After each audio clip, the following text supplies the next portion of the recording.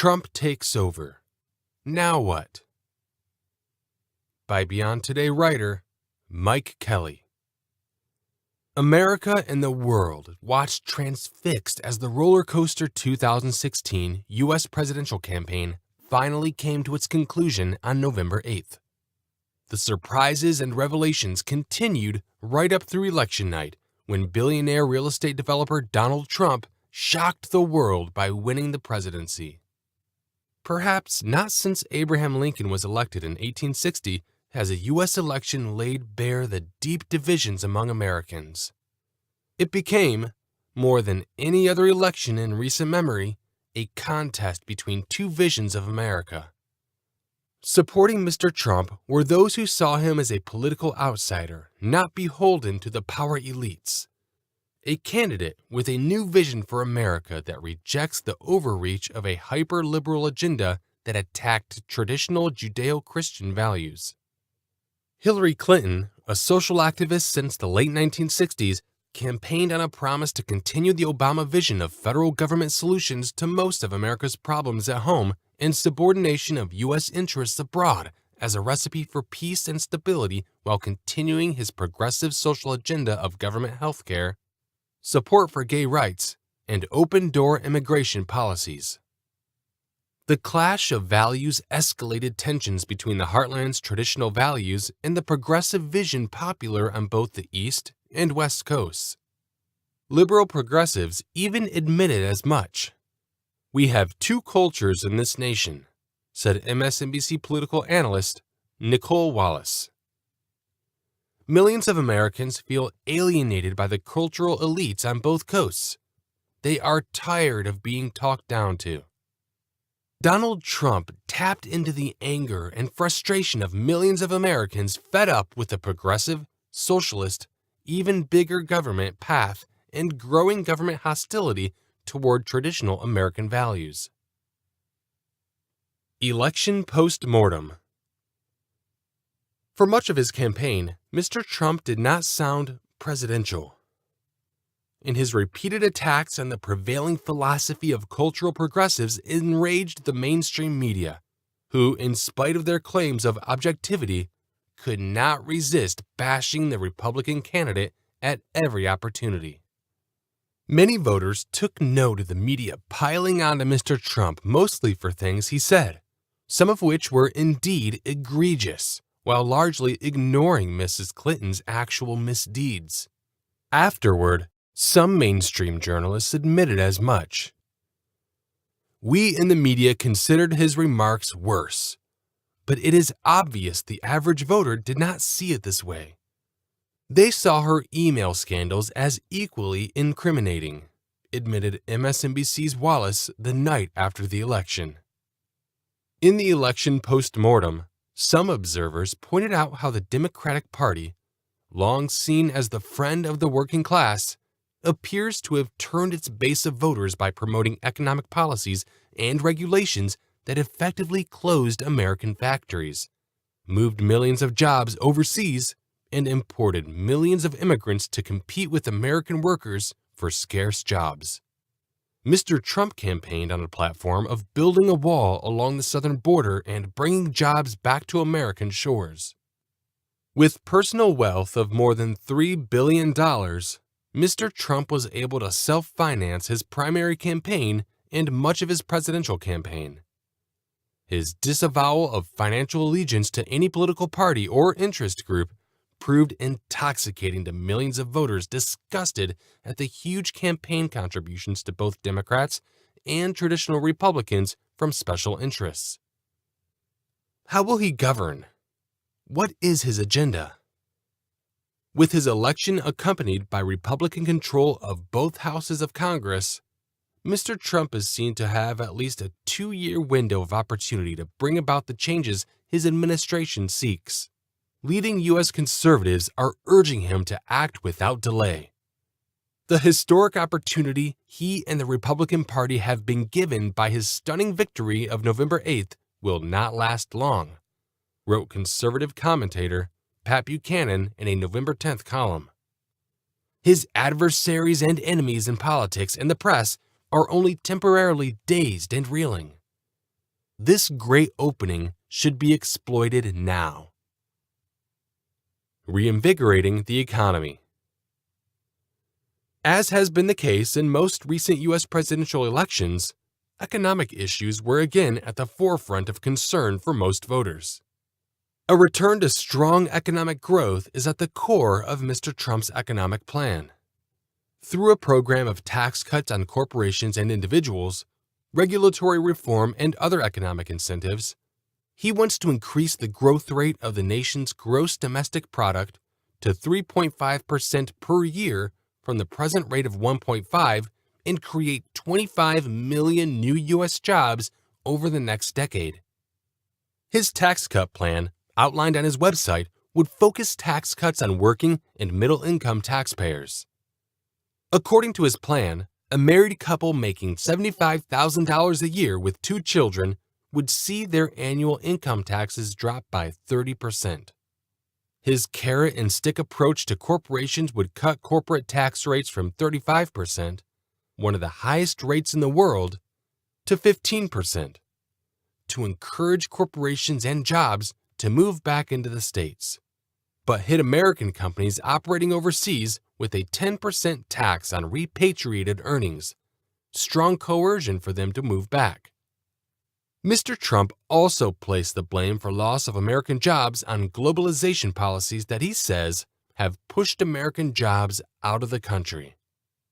He has pledged to protect U.S. jobs and create new ones with policies that encourage new business formation while encouraging existing businesses to maintain their U.S. workforces.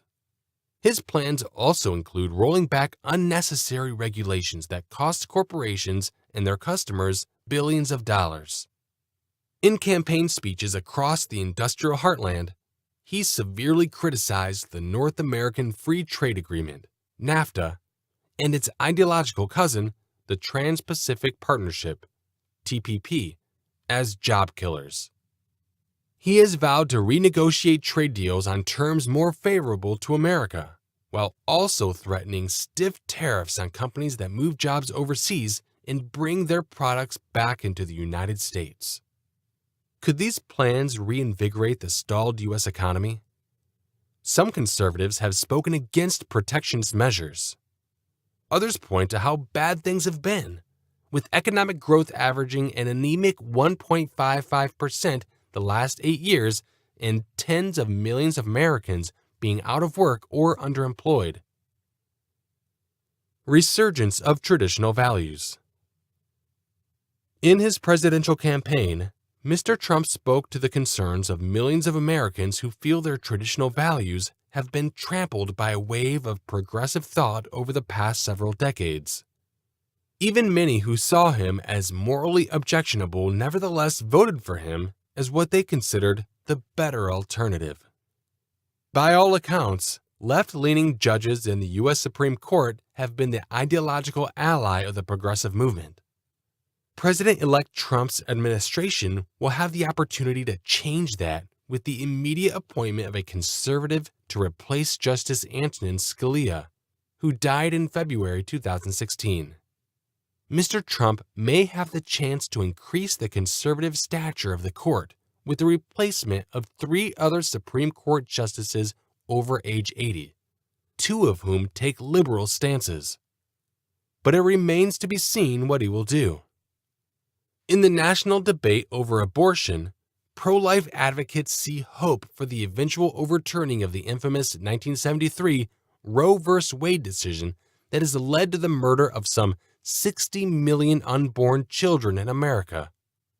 Proponents of traditional values will work to find just the right case to again bring the issue before what they hope will be a more conservative, pro-life court.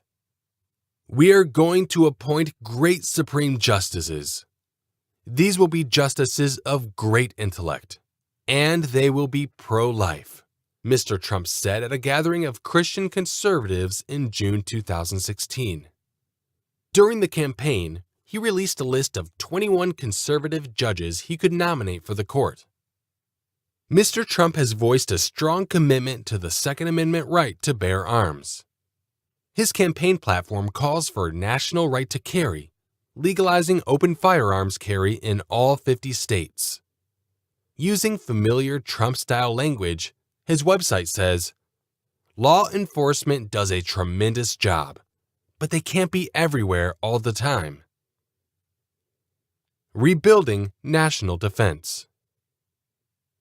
On the campaign trail, Mr. Trump pledged to put American interests first, a position dear to millions of Americans, but anathema to the left and those who feel America should simply play nicely in the sandbox of nations.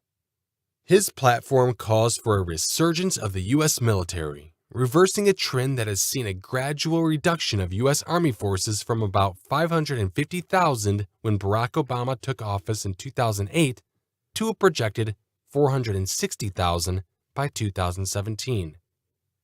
He has called for an immediate 85,000 troop boost to the Army, rebuilding the U.S. Navy to 350 ships, and growth of the Marine Corps to 36 full-strength battalions. He plans to pay for this by eliminating wasteful defense procurement practices and unnecessary federal programs. In foreign policy, Mr. Trump has said that his administration would end current policies of regime change and nation-building while working with Arab allies in the Middle East to erase the ISIS threat. He wants a new approach to Russia, thinking that he can work with Russian President Vladimir Putin to ease tensions. However, some are quite troubled at the idea of a Trump-Putin friendship. Mr. Trump made illegal immigration a central campaign issue, focusing especially on illegal immigrants from Mexico and Central America. While many observers are skeptical of his plans to build a wall along the border with Mexico to prevent illegal immigration, most see his call for stricter vetting of immigrants as gaining traction under his administration. It is his position on the immigration of Muslims into the United States that has drawn perhaps the greatest fire. In the face of recent terrorist attacks by Muslims in Europe and the United States, Mr. Trump has called for tougher background checks on immigrants from predominantly Muslim nations.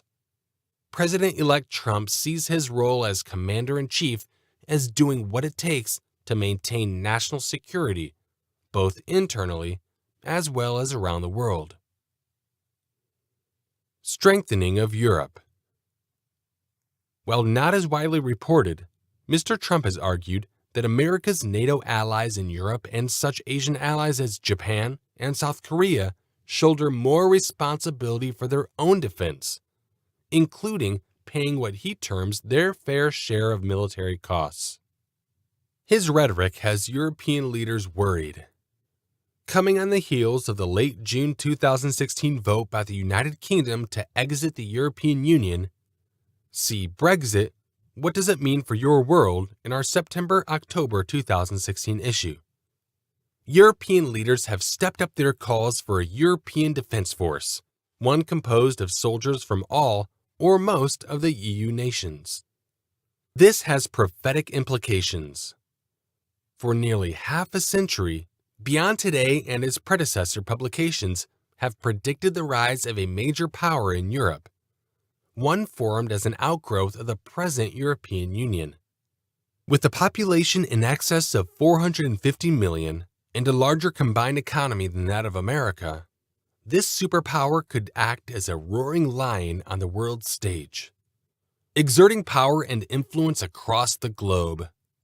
Bible prophecy reveals in Revelation 17, that such a power would be mainly controlled by 10 national leaders who give their power and authority to a strong dictator the Bible refers to as the Beast. Interesting times ahead. One thing is for sure, interesting times are ahead as America struggles for its identity and future in a population divided between fiercely opposite and contradictory visions. Will the new president follow through on his promises? Will the nation make real changes for the better or continue its pattern of decline? The nation and the world will be watching the new Trump administration. In turn, you also need to be watching Europe and the world, taking particular note of how the American people and other nations and leaders react to potential major shifts in American policy. The future of the nation, as well as your personal future, could depend on it. For more helpful content, visit us online at ucg.org.